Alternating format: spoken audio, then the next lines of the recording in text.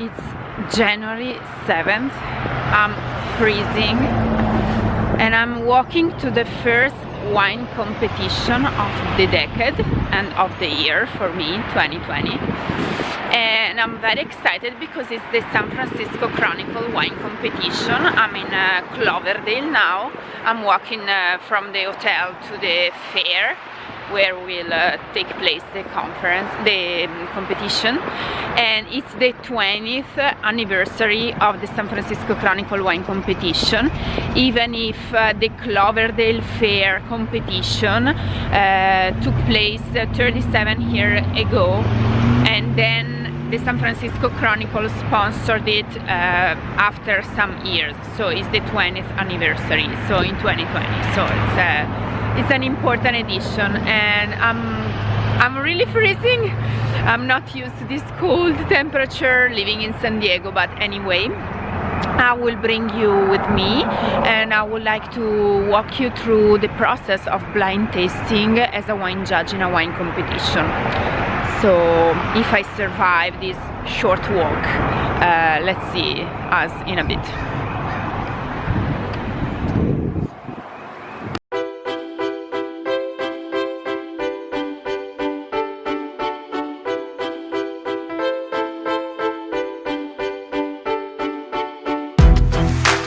Your name down, so when she's done, they want to see and they are. Yes, sir. Here we are.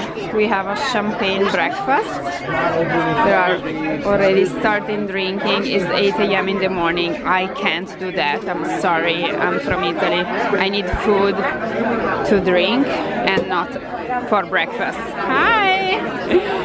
How are you? Good to see you. How was your travel? Good? So we have Tony. You want to say hello to my followers on YouTube? Where are you from? Philadelphia, and this is my 5th year. Yes. Great. Got some bubbles in my hands. I'm ready to. Cheers. Cheers.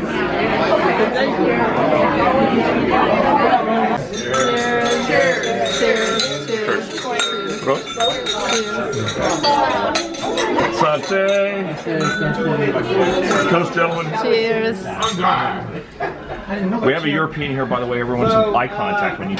Okay, so now we are getting our uniforms, so like the wine doctors, and here behind these curtains they are preparing all the samples for us. It's a huge work. There are more than 7,000 entries, 7,000 wines to judge, and we judges can't enter here, of course, because it's a blind tasting, so we don't get to know which wines we are tasting, but a lot of volunteers are doing so.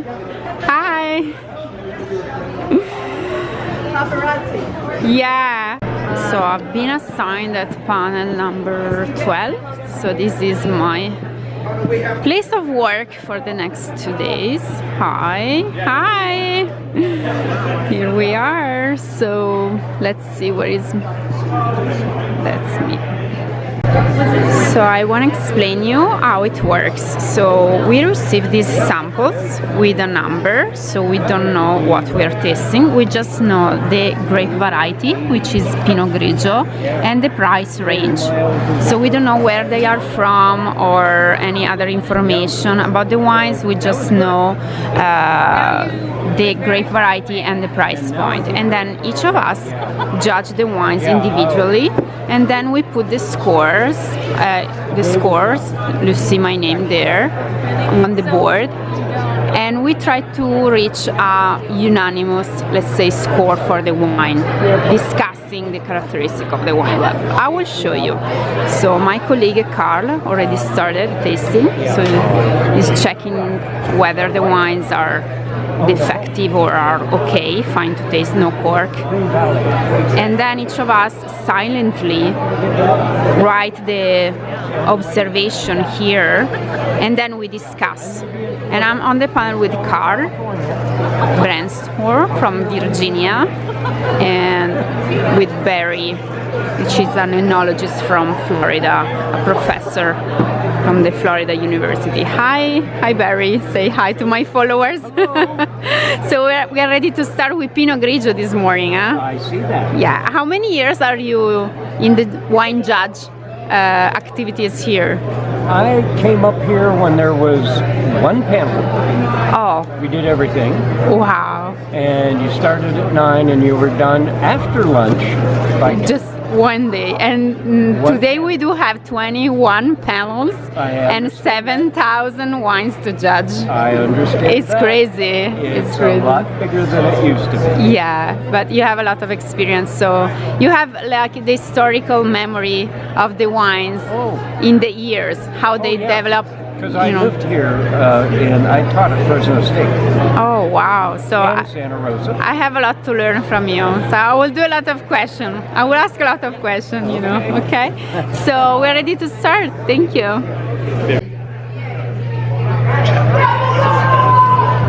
This morning we're gonna taste 236 Pinot Grigio.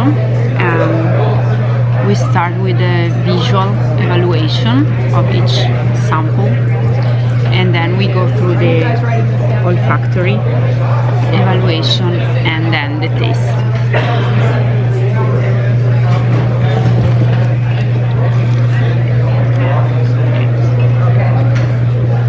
Of course we spit everything because we're gonna taste kind of like 100 wines per day, so it's impossible to drink them and it's not professional, of course, so we spit everything. And then in between the flights of wines we taste 9 to 10 for each flight. We can eat like maybe a piece of bread to clean your palate or some olives, and then of course we have water. So now each of us assign an award to each wine or no award in case the wine is not good, and then we discuss. We are 3 judges in one panel and we discuss our observation and we assign the final score. Okay. So we're gonna go back over the Barry. 1 plus. Bronze plus. B plus. Bronze.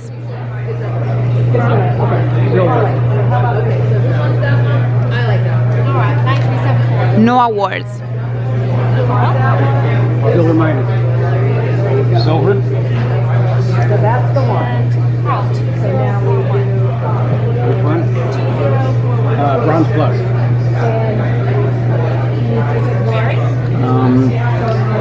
Bronze plus. Bronze plus. We agree on this one. Yeah, now we are tasting the second flight of Pinot Grigio, and I have a hard time judging varietal wines in the US because by law you can add up to 25% of other varieties. So maybe this Pinot Grigio is 75% Pinot Grigio and 25% something else. And in some of these samples I tasted like Sauvignon Blanc or Viognier. So to me the typicity, the typicality of the varietal is lost in this blend, but we don't get to know that because we are tasting blind. And then I got this sample, which the color, look at the color, is onion peel, kind of, we call it ramato in Italy, so it's supposed to be a traditional way, Italian way to produce Pinot Grigio in the Friuli area mainly. But then at the palate it was completely like not recognizable as a variety, and it tasted like cheese rind, and so we are not awarding this wine because at the taste it has completely lost all the flavors of the variety. Just a little insight, guys, and we have 100 wines to go, so the day will be long. Now we're tasting Sangiovese from $30 and over, and again we don't know where it comes from. We know it is from the US and Mexico, but we don't know where it comes from. And look at the colors of this Sangiovese, they're so different because they can blend something else with the Sangiovese. It's not 100%. So for instance, to me this one is definitely not 100% Sangiovese. I think there is Syrah in there. Well, let's see. So here we are, day 2, and we are getting ready for the group picture. These are all the judges of the San Francisco Chronicle Wine Competition 2020 edition. And we are trying to fit in the picture.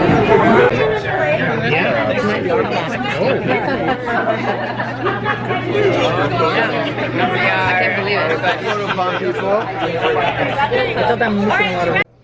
So this morning we are starting with a sparkling rosé, and I have new colleagues because I'm on a different panel today. I have Deborah Parrker Wong and Chris Sawyer, but now there is John Compisi with us because Chris, it's late. Thank you. Here we are with Bob Fraser. So you are the historical memory of the competition. You started all these amazing, events and manifestations. So tell us please something about the history of the San Francisco Chronicle Wine Competition and why the 20th edition is so important. Yes, thank you, Laura. It has been a long, storied history here at the Cloverdale Citrus Fair, approximately 40 years. And the first 20 years was the Cloverdale Citrus Fair wine competition. It was actually started by a representative from Italian Swiss colony and allied grape growers. Oh. They were on this Cloverdale Citrus Fair, and they felt that they needed to promote northern Sonoma County early on. And so it was a very small competition. They had local judges like John Parducci, Parducci Winery. And but they included, right from the get-go, they included Lake County, Mendocino County, and Sonoma County. So it started as a local competition. Yes, and but it grew. And after 12 or so years, I joined them after year 4, that it actually became larger than the Sonoma County Harvest Fair.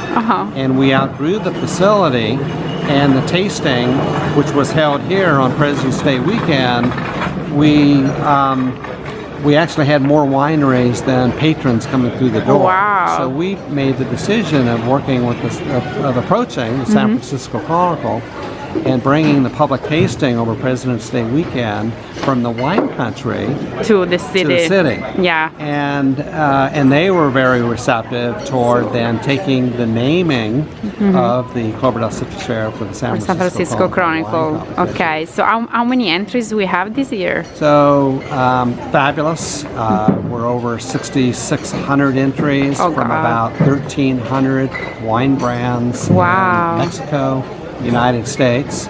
So we're the largest wine competition in North America, and we have fabulous judges like yourself. Yeah, how many judges we have this year? 65 judges. 65, a lot. Representing approximately 10 or 11 states throughout the country to get representation from other wine regions. So, for example, we have representation from Missouri, Florida, Virginia, New York, Washington, Oregon. And how many volunteers? Because here we are in the headquarters of the samples, and it's a lot of work receiving and sorting out and pouring the wines for the judges. 125, 150 volunteers work here. We have another 85, 90 volunteers when we do the public tasting in San Francisco. Wow, lots of people. At the Festival Pavilion. That actually will be held February 15th and at Port Mason Center, San Francisco, 1 to 4:30 p.m. Tickets still available on www.winejudging.com. Perfect. I will link that below in the description box. So thank you for what you're doing, and I'm honored to be part of this. I mean, it's a huge work. You're a fabulous judge. Thank you. Love you. Thank you. Bye-bye. Probably put Morgan Twain Peterson's probably about 50. So we're judging Syrah now in the category of $43.99. Tinsley, sure, yeah. I mean, there's some very nice Central Coast stuff. But they're the exceptions. Yeah, I know. There's like stuff like Melville and I mean, I tend to like the cool coast, cool climate styles much better with the blue fruits and everything. So as we get into that, So we are wrapping up the second day of judging with a category which is really interesting. Pinot Noir, $67 and above, and we are now electing the best of class, and it's a really tough job. How many double gold we gave? How many double golds? Yeah. On this Pinot Noir category, how many double golds? We have 10 double golds. 10 double golds and 21. And 11 golds, so a total of 21 golds out of 40 wines. So, wow. It has been a pretty good category, huh, Chris? yeah. You're happy with that? I'm loving it. I'm doing Yeah. my job just to pick out. It's really hard To pick the eliminate favorite things because they're all good. Yeah, they're so good, so worth it. killing me. So can't wait for the results to see the labels and to know the producers. So great.